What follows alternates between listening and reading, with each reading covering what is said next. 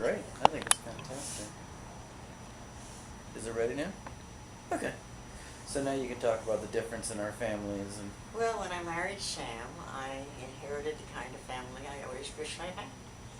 They were very close. They were always hugging and kissing in between arguing and fighting. the arguing and fighting was a big part of it too. It didn't mean you didn't love each other. That's just part of the culture, isn't it? That's It's that right. everybody's opinionated and you're going to be heard, doggone it. Yeah, and there was always a lot of talking, but there was also an awful lot of kissing and hugging, and they were just the kind of family I always wished I had, because in my family we almost never had any company. I think on Thanksgiving one of my mother's one of her sisters would come over with a cousin or two, but that was Thanksgiving. That was once a year. So my grandfather, my mother's father, lived in Brooklyn. We lived in Jamaica, so we were like a half an hour away from one another. But I saw my grandfather maybe 4 times a year, if that. And there was never any family closeness. As a matter of fact, much as I admired my father, the one thing I didn't like was his emphasis on self-control.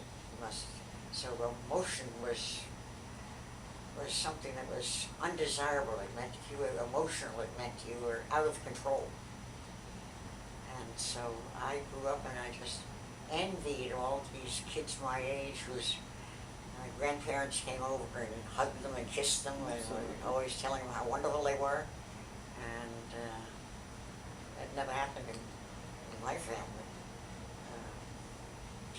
Now you've mentioned in the past why you thought that was, that you almost thought that was intentional as far as the family not. You have mentioned in the past, I think one of the themes that I would say when you recounted your past was you thought there was almost self-loathing because of the Jewish heritage and whatever, and they didn't want to acknowledge that. And Well, that was my mother. I think my mother was really anti-Semitic. She didn't want to be Jewish. She didn't want to be foreign.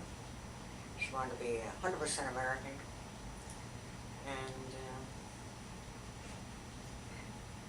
so there were all sorts of things that other people did that we couldn't do because what would the neighbors think? Or, she was always worried about what would the neighbors think. And so I grew up with hell with the neighbors, who cares what they think? And so what it did was, it worked just the opposite with me. I just tried to be as rebellious as I could. If you didn't like something, you think that's bad, you ain't seen nothing yet. It wasn't the healthiest atmosphere in which to bring up a child, because my mother was always worried about what will the neighbors think, and my father was always had the emphasis on self-control. You must never let your emotions control you. You must be in charge of your emotions. And so,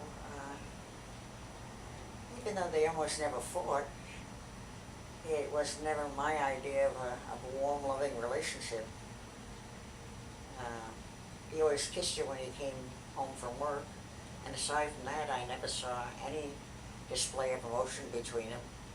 I never saw his arms around her or holding hands. Or when Sam and I would go to the movies, we always held hands. But I never saw that with my parents.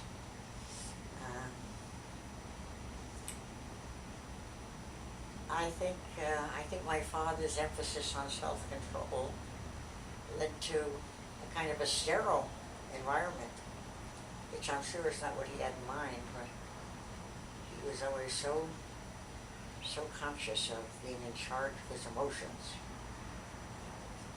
Emotions should never rule you. And of course you pattern what you've seen. So if you haven't seen a healthy marriage, and I'm thinking about Marion, and I'm thinking about my father, as well as you, if you have not seen patterned a good marriage, it's hard for you to go out there and get it right yourself, isn't it? Well, and because of my father's emphasis on self-control, his motto was moderation in all things. And I think I told you, when Sam heard it, he practically went up in smoke. He said, moderation is for monks. And I'm sure that one of the many reasons why I fell in love with him was that he was so immoderate. When he felt something, he felt it very strongly. When he loved, he cared very deeply, and he showed it.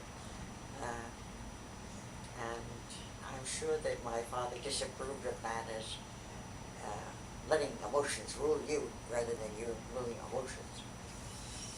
But it's funny because they both theoretically believed that they had an obligation to make the world a better place. But they went about it in such different ways. And one of the things that I really regret was I never learned how to be a good neighbor or even a good friend because I never saw it from my parents. We lived next door to a family of the Higbees for 20 some odd years. I never saw either of my parents go out of their way to do anything for the Higbees. We had tenants that lived upstairs, the Webbers. My father once went upstairs to, I forget if it was some emergency, and the woman upstairs came down yelling for help, and my father went up, and I forget what it was he did, but something minor. But aside from that, there was never any interaction of any kind. And when I married into Sam's family and saw the way that they went out of their way to help friends and neighbors, and somebody next door was sick, well, can I run some errands for you? Is there something you need that I can get for you? I never saw any of that. And I realized later, this motto of the way to have a friend is to be one. I never learned that. I never saw my mother do a favor for a neighbor. With my father, he always offered to drive people home, but that was about the extent of it. When I think back to Nana and Pappy, they were both very loving. I liked them both very much. They were both very kind to me. But what I was going to say is... But they were not very demonstrative. I never heard them express an opinion. If you were to say to me now, what did Nana feel about life? What did Pappy feel about life? We never really talked about weighty issues. I don't know how they felt about the world. I never heard that.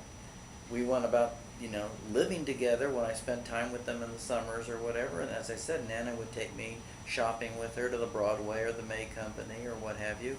Pappy and I took walks or played catch with a tennis ball or some such. But I never really heard values or feelings about life or philosophy or what have you. I never heard any opinions. Well, I can't say that. I know that my father had strong views about borrowing and lending.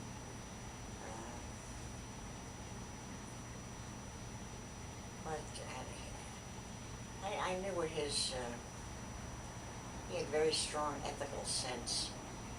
But the idea of being neighborly, I don't think either one of them knew what it meant to be a good neighbor. And when I married into Sam's family and saw the way they went out of their way if a friend or a neighbor was sick, or immediately they'd be on the phone. They says, can I do anything? Anything you need? I'm going to the market. I can pick up something for you. And it was so alien to me. Sure. Because both of my parents apparently felt that you shouldn't get mixed up too much with other people. And so there never was this business of going out of their way to help somebody. Aside from the fact that I said Pappy would offer somebody a ride home if he was, but that was about the extent of it. What were your earliest memories growing up with your sister, your older sister, and dad, and what was it like in the home? Do you have memories of that? Well, it's funny because it's so opposite. My sister was a year and a half older and a very different temperament, and we had very little in common. And she wasn't particularly friendly to my friends. So at school, if I said to somebody, what are you doing after school? You want to come over? The answer always was, will your sister be home?